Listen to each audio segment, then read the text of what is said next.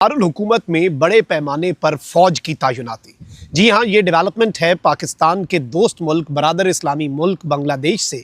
खैर, भारत ने जो चाल चली वो सीधे पाकिस्तान और अमेरिका के खिलाफ एक जियोपॉलिटिकल काउंटर स्ट्राइक थी।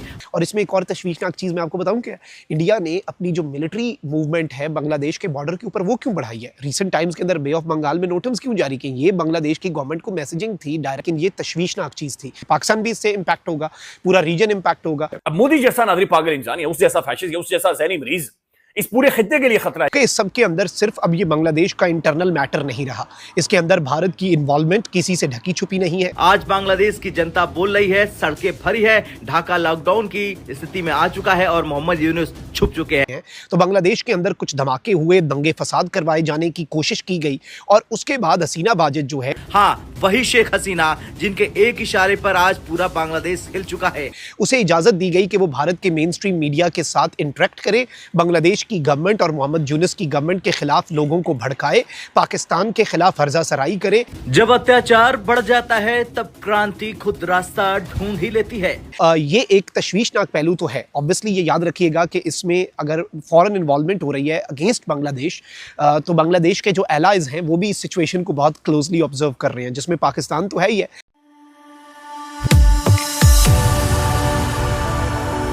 जय हिंद दोस्तों, मेरे चैनल मोदी देश में आपका स्वागत है। दोस्तों, इस वीडियो को लाइक शेयर और मेरे चैनल को सब्सक्राइब करना मत भूलिएगा। तो दोस्तों, बांग्लादेश में यूनिस के खिलाफ बड़ा प्रोटेस्ट शुरू हो गया है और बांग्लादेश के जो पॉलिटिशियन है वो भी सड़क पे उतर रहे हैं और यूनिस के खिलाफ बयान देना उन्होंने शुरू कर दिया है। और बांग्लादेश के एक बड़े नेता ने ये कहा है कि शेख हसीना को मैं थैंक यू कहना चाहूँगा, क्योंकि उसने यूनिस का असली चेहरा सबसे पहले देख लिया था और हमें बाद में पता चला कि यूनिस का असली चेहरा है क्या। और यूनिस ने जो प्रोटेस्टर है उनके ऊपर गोली चलाने के आदेश भी दे दिए है। और ये प्रोटेस्ट मेनली इसलिए हो रहा है क्योंकि शेख हसीना का एक फेक ट्रायल यूनिस करा रहा है, जिसमें शेख हसीना को सजा देने का उसका प्लान है। और इस प्रोटेस्ट के बाद छुप चुका है और यूनिस के घर पे भी हमला हो चुका है। और भारतीय सेना ने भी खबर आ रही है कि बॉर्डर पे ट्रूप बढ़ा दिए हैं। तो पाक मीडिया इस पे रोना धोना कर रहा है, कह रहा है कि बांग्लादेश में भारत रिजिम चेंज कर रहा है। दोस्तों, ये वीडियो बहुत ही मजेदार है, जैसे आप पूरा शेयर देखेगा। तो चलिए और इंतजार न करके वीडियो देखते हैं। और शेख हसीना का कमबैक पूरे क्षेत्र की राजनीति बदल सकता है।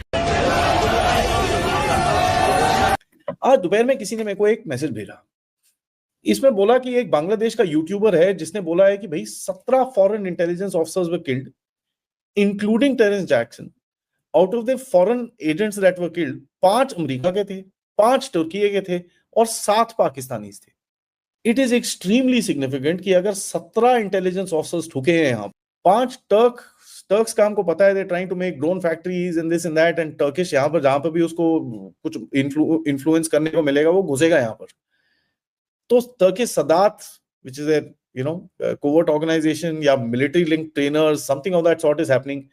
पाकिस्तानी तो हमको पता है वहां पर दिख रहे हैं, they are trying to recreate the old networks, but पंगा क्या हो गया, पाकिस्तानियों के ऊपर भी जूते पड़ने शुरू हो गए। 17 बंदे, सब अननोन गनमैन, जिंदाबाद। एक और देश है सर, अब तो टेररिस्ट के लिए सेफ हेवन बन ही रहा है। कौन सा? बांग्लादेश? नहीं तो Bangladesh sir, Bangladesh is for this thing की मतलब कि वो प्रोटेस्ट में ज्यादा लगा देंगे इसको। वो आते ही पता लगा कि शाहीन को बोलेंगे कि तुम एक काम करो।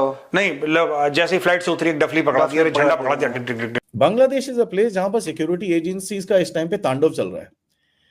Even if this claim is exaggerated, it should tell you कि भाई all is not well inside there.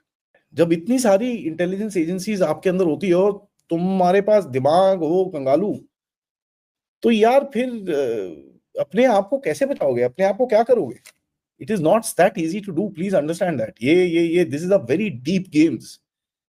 अब डीप गेम्स अगर आपने कभी जिंदगी में खेली ना हो, डीप गेम्स का आपको स्पेलिंग तक ना पता हो, for a person like Yunus, you are in for a hell of a ride.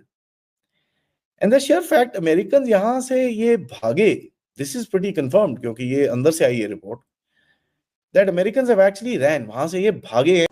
अब जब आप कमेंट्स देखते हैं तो मुझे ये भी कमेंट्स आते हैं कि आपकी कमीज का कॉलर ठीक नहीं था, आपने शेव नहीं की हुई थी। आजकल पाकिस्तान और बांग्लादेश के बीच में बहुत ही आराना है। जी हाँ, तो अब ये याराना देखते हुए भी जो है वो सोचा ये जा रहा है कि शायद बांग्लादेश और पाकिस्तान भी आपस में जो है वो डिफेंस डील या इस किस्म के कोई ना कोई कॉन्ट्रैक्ट या बातचीत जो है वो आगे की तरफ लेकर जाएंगे। अब मुझे एक चीज समझ नहीं आ रही, एक तो हमारे यहाँ आपको पता है कि पहले ही जो है वो भारत के साथ हमारी टेंशन चल रही है।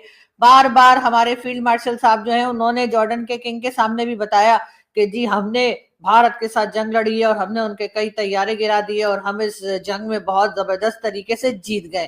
खैर जॉर्डन किंग जो है उनकी पता नहीं क्या समझ में आया क्या समझ में नहीं आया, लेकिन बहरहाल उन्होंने सुन लिया। और साथ ही साथ ये भी कहा गया है कि मतलब जो इस वक्त के फील्ड मार्शल हैं जिनको कि अब कहा यह जा रहा है कि वो 2030 तक के लिए जो है उनको जी हाँ चीफ ऑफ डिफेंस स्टाफ या चीफ ऑफ डिफेंस सिक्योरिटी जो है वो भी बना दिया गया है और उसी के साथ साथ वो हो सकता है आगे एक्सटेंशन ले लें तो फिर 2035 तक भी रह सकते हैं। मतलब क्या कहा जा सकता है, लेकिन बहरहाल इस वक्त जो है वो सिर्फ इन्हीं की बातें चल रही हैं, इन्हीं का कहा जो है वो सुना जा रहा है और इन्हीं की बात को माना जा रहा है। तो इन्होंने जी बताया जॉर्डन किंग को कि जी हमने भारत के साथ बड़ी जबरदस्त किस्म की जंग लड़ी थी और उस जंग में हम जीत भी गए थे। चलिए दोस्तों इस वीडियो में बात करें तो यूनिस कितना दोगला बन रहा है।